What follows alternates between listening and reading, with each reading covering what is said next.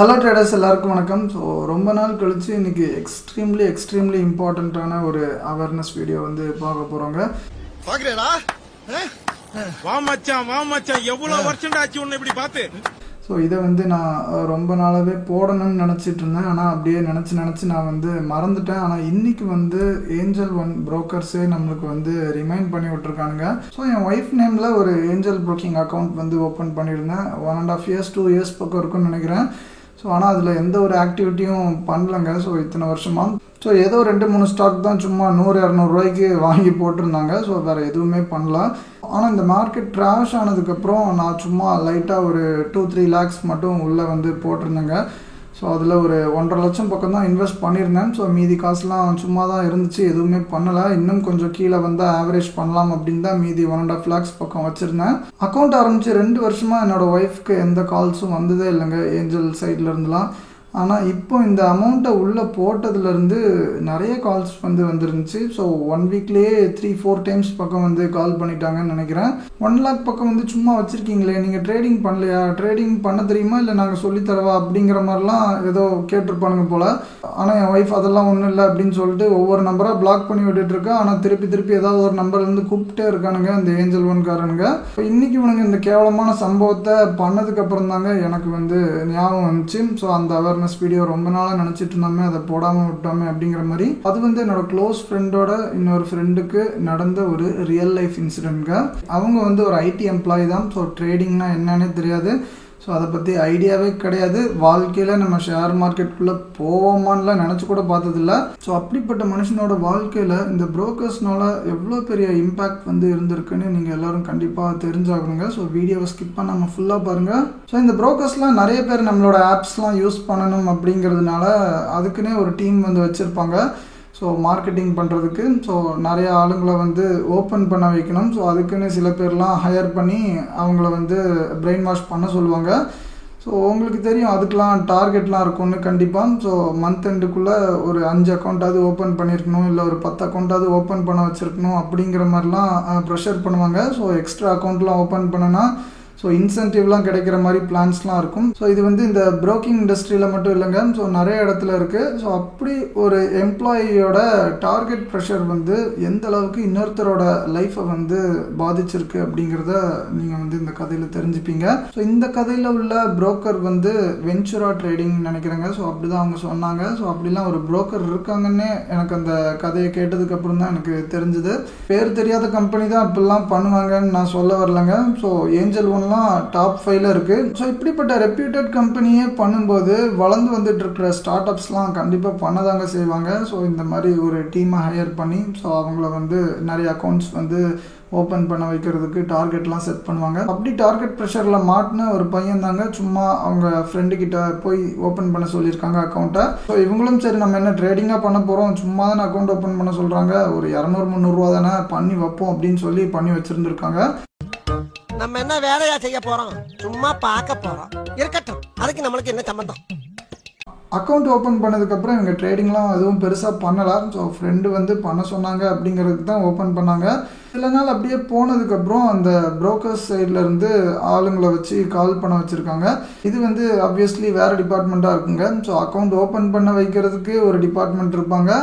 So அதே மாதிரி account open பண்ணவங்களுக்கு திருப்பி கால் பண்ணி இந்த மாதிரி ட்ரேடிங் பண்ணுங்கன்னு ப்ரெஷர் பண்ணுறதுக்கு இன்னொரு டிபார்ட்மெண்ட் வந்து கண்டிப்பாக இருக்கும். அந்த டீம்லேருந்து நிறைய பேர் மாறி கால் பண்ணி ட்ரேடிங் பண்ணுங்களேன், சூப்பராக இருக்கும், நல்லா பண்ணலாம், ஏன் பண்ணாமல் இருக்கீங்க, அக்கௌண்ட் ஓப்பன் பண்ணிவிட்டு சும்மா இன்ஆக்டிவாகவே இருக்குது, ஏதாவது காசை போட்டு பண்ணுங்கள், சும்மா 5000 போடுங்க 10,000 போடுங்க, அந்த மாதிரிலாம் டெம்ப்ட் பண்ணியிருக்காங்க. ஸோ இவங்க வேண்டாம்னு சொல்லி அவாய்ட் பண்ணிகிட்டே தாங்க இருந்திருக்காங்க.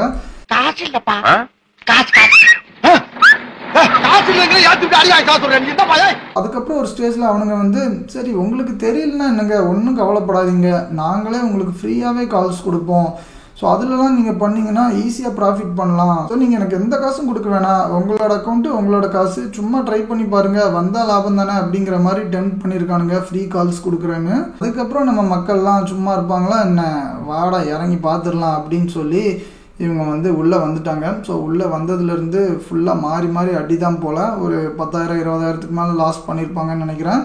ஸோ அதுக்கப்புறம் அதோட விட்டுருந்தா பரவாயில்லைங்க. ஸோ அதுக்கப்புறமும் அவனுங்க என்ன பண்ணியிருக்கானுங்கன்னா, ஸோ இது வந்து ஃப்ரீ கால்ஸ், அதனால தான் ஒழுங்காக ஒர்க் ஆகுறதில்ல. பெய்ட் கால்ஸ்லாம் வாங்கினீங்கன்னா இன்னும் பயங்கரமாக ஒர்க் ஆகும், செம்மையாக ப்ராஃபிட் பண்ணிடலாம் அப்படிங்கிற மாதிரி அஷூரன்ஸ் வந்து கொடுத்துருக்கானுங்க.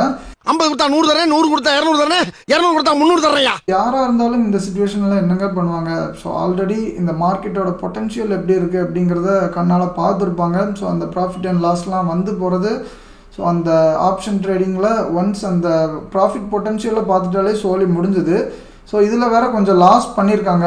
சரி, பெய்ட் கால்ஸ் தானே, பெய்ட் கால்ஸ் நல்லா ஒர்க் ஆகும்னு சொல்கிறாங்க, நம்ம விட்ட காசை எடுத்துடலாம் அப்படின்னு சொல்லிட்டு பெய்ட் கால்ஸ் வந்து வாங்க ஆரம்பிச்சிருக்காங்க அதே புரோக்கர்கிட்ட. அதுக்கப்புறமும் பெருசாக ஒன்றும் ப்ராஃபிட்ஸ்லாம் பண்ணலங்க. பெய்ட் கால்ஸ்லேயும் மாறி மாறி நிறைய லாஸஸ் தான் வந்திருக்கு ஓவராலாக மந்த் அண்ட் வந்து பார்க்க போனோன்னா. இருமாப்ல வச்சால மாப்ள கையடியா சொல்லிட்டு இருக்கேன். ஆடியா வை உள்ள வை. அதையா இருக்கிற உள்ள, அதை வையா உள்ள, அதையா எடுத்து தொலைற. மீச்சல தீய வைக்க அதையா இருக்கிற வையா உள்ள. இல்லையா நான் எடுத்து போடுறேன். இதை படியா வழியா அப்பா மகனே அங்குசாமி, நீ மகராசனா இருக்கணும்ப்பா, நீ மகராசனா இருக்கணும். சூதுல தருமனே நாட்டை விட்டுட்டு போயிருக்கா, என்னமோ இது போய் முறைக்கிற. வெற்றியும் தோல்வியும் வீரனுக்கு ஜகஜம். அதுக்கப்புறம் இவங்க வந்து இனி பெய்ட் கால்ஸ்லாம் வேண்டாம் அப்படிங்கிற மாதிரி அந்த சர்வீஸையும் நிப்பாட்டிட்டாங்க போல. இந்த ஸ்டேஜ்லயாவது இவங்க வந்து கண்டிப்பா சுதாரிச்சிருக்கணுங்க. ஸோ அவ்வளோ பெரிய புரோக்கிங் கம்பெனி வச்சு ஸோ அவங்க கொடுக்குற கால்ஸே தப்பா இருக்குன்னா ஸோ இது வந்து எந்த அளவுக்கு ஒரு கஷ்டமான கேமாக இருக்கும் அப்படிங்கிற மாதிரி இவங்க வந்து கொஞ்சம் சுதாரிச்சுட்டு இவங்க வந்து விட்டுருந்தா பரவாயில்ல. ஸோ ஆனால் நம்மளே ட்ரேட் பண்ணுவோன்னு சொல்லி அவங்க வந்து ட்ரேட் பண்ண ஆரம்பித்து ஸோ இன்னும் வேறு சில இடத்துலலாம் பெய்ட் கால்ஸ்லாம் வாங்க ட்ரை பண்ணி இவங்களும் தனியாக ட்ரை பண்ணி ஸோ ஏகப்பட்ட லாஸஸ் வந்து பண்ணிட்டாங்க. ஸோ ஒரே நாள்லாம் 2 லட்சம் 5 லட்சங்கிற ரேஞ்சுக்கெலாம் விட ஆரம்பித்து ரொம்ப ஹியூஜான லாஸ் தாங்க பண்ணியிருந்தாங்க. ஸோ அதுக்கப்புறம் ஒரு ஸ்டேஜில் லோன் எடுத்து அந்த அமௌண்ட்டை வந்து இங்கே போட ஆரம்பிச்சிட்டாங்க. ஸோ அப்படி பண்ணி தாங்க டோட்டலி 40 lakhs பக்கம் வந்து லாஸ் பண்ணி வச்சுருந்துருக்காங்க. ஸோ லோன் எடுத்தது இதுக்காண்டி எடுத்திருந்தா கூட பரவாயில்லன்னா அதை வந்து நான் சப்போர்ட் பண்ணலை. ஆனால் வேற ஒரு விஷயத்துக்காக லோன் எடுத்ததெல்லாம் இதுக்குள்ளே போட்டு மொத்தமாக லாஸ் பண்ணி விட்டுட்டாங்க. ஸோ இந்த அளவுக்கு சீரியஸாக போனதுக்கு அப்புறமாவது அவங்க கொஞ்சம் அமைதியாக இருந்திருந்தா நல்லா இருந்திருக்குங்க. ஸோ ஆனால் அதுக்கப்புறமும் அவங்க சும்மா இல்லை, அந்த லோனுக்கு மேலே இன்னும் கொஞ்சம் எக்ஸ்ட்ரா டாப் அப்லாம் பண்ணி ஸோ இன்னும் நிறைய கிரெடிட் கார்ட்ஸ்லாம் வச்சு இந்த மாதிரி சைனீஸ் லோன் ஆப்ஸ்லலாம் அந்த கிரெடிட் கார்டை போட்டு இன்னும் நிறைய காசுலாம் எடுத்திருக்காங்க. ஸோ இன்னொரு 25 லட்சம் வந்து எடுத்து அந்த 25 லட்சத்தையும் ஃபுல்லாகவே லாஸ் பண்ணியிருக்காங்க. ஸோ அரவுண்ட் ஒரு 55 to 60 lakhs வந்து டோட்டலி காலி பண்ணியிருப்பாங்க ஒரு 1.5-2 வருஷத்துக்குள்ளேயே. ஸோ இமேஜின் பண்ணி பாருங்க, 60 lakhs லாஸ்னால் ஸோ என்னால் நினச்சி கூட பார்க்க முடியல. ஸோ அதுவும் ஒரு 1.5 வருஷத்துக்குள்ளேயே. ஸோ நான்லாம் ஆல்ரெடி நல்ல ப்ராஃபிட்டாக தான் இருந்திருக்கேன் லாஸ்ட் 3 இயர்ஸ்க்கும். ஸோ அந்த ப்ராஃபிட்லேருந்து எனக்கு ஒரு 15-20% பக்கம் தான் எனக்கு வந்து இந்த வருஷம் லாஸ் ஆகிருக்கு. ஒரு 4 lakhs பக்கம் லாஸ் ஆனதுக்கு என்னால் தாங்க முடியல. ஸோ சைக்காலஜி அடி வாங்கி நம்ம வந்து கொஞ்சம் பயந்து இருக்கணும்னு சொல்லி மார்க்கெட் கிட்ட சண்டை போடாமல் கொஞ்சம் அப்பப்போ பிரேக் எடுத்து இந்த மாதிரி நான் ஒரு டிஃப்ரெண்ட்டான அப்ரோச்சாக ட்ரை பண்ணிகிட்ருக்கேன். ஸோ இது எல்லாமே அதுக்கு தாங்க.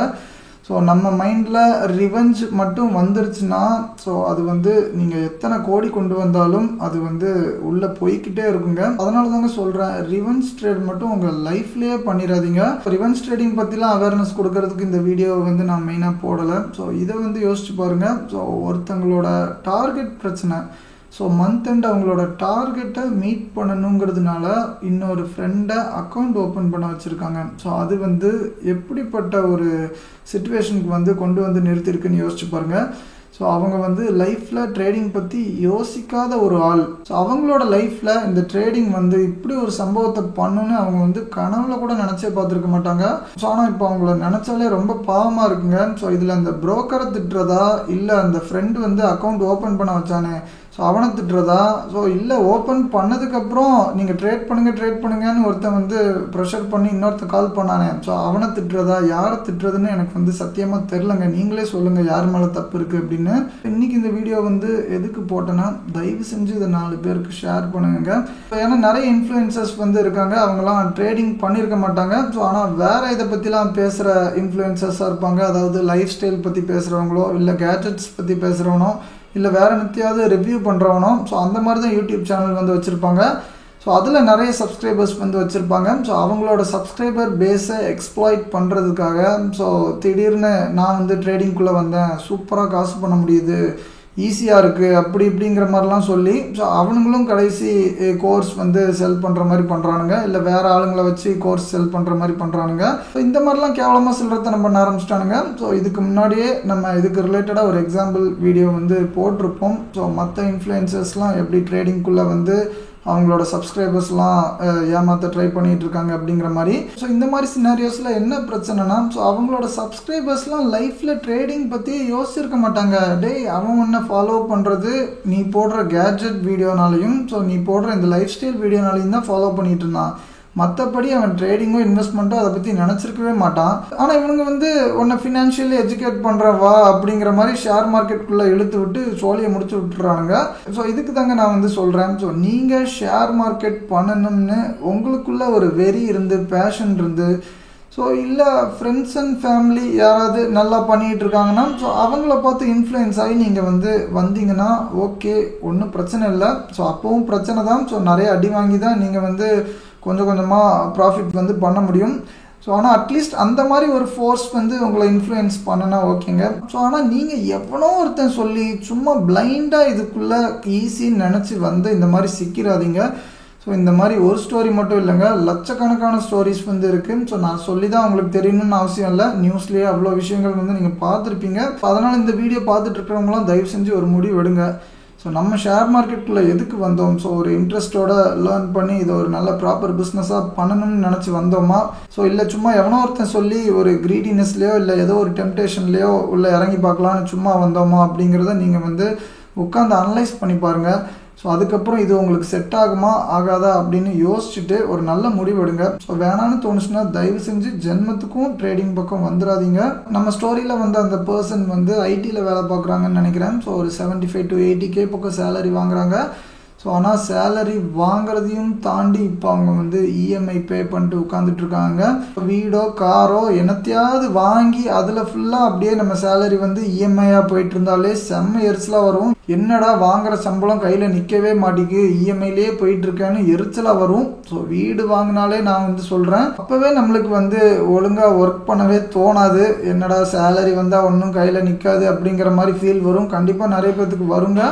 ஸோ ஆனால் இந்த சினாரியோவில் இமேஜின் பண்ணி பாருங்கள். ஸோ இவங்க வந்து அந்த காசை மொத்தமாக லாஸ் பண்ணிட்டாங்க. ஸோ அதில் வந்து எதுவுமே வாங்கலை, ஃபுல்லாக ஷேர் மார்க்கெட்டில் விட்டாச்சு.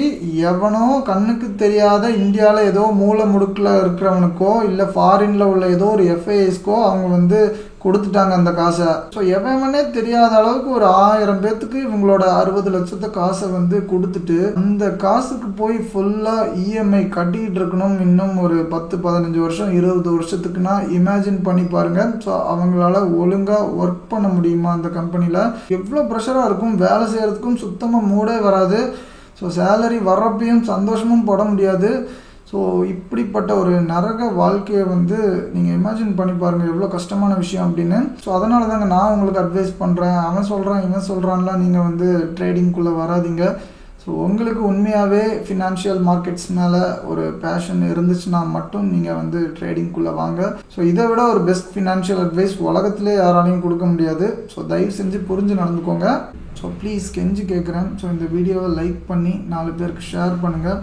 ஸோ இந்த மாதிரி உங்கள் ஃப்ரெண்ட்ஸ் அண்ட் ஃபேமிலி யாராவது ஒரு ட்ராப்புக்குள்ளே வந்து சிக்கிடக்கூடாதுன்னு நினச்சிங்கன்னா ஸோ நீங்கள் அவங்க மேலே கேர் பண்ணிங்கன்னா ப்ளீஸ் ஷேர் பண்ணுங்கள். ஸோ இந்த மாதிரி உங்களுக்கோ இல்லை உங்கள் ஃப்ரெண்ட்ஸ் அண்ட் ஃபேமிலிக்கோ யாருக்காவது நடந்திருந்ததுன்னா உங்களோட எக்ஸ்பீரியன்ஸை வந்து ஷேர் பண்ணுங்கள். ஸோ இந்த ரியல் லைஃப் இன்சிடென்ட் பற்றியும் உங்களுக்கு வேறு ஏதாவது கருத்து இருந்தாலும் நீங்கள் வந்து ஷேர் பண்ணலாம்.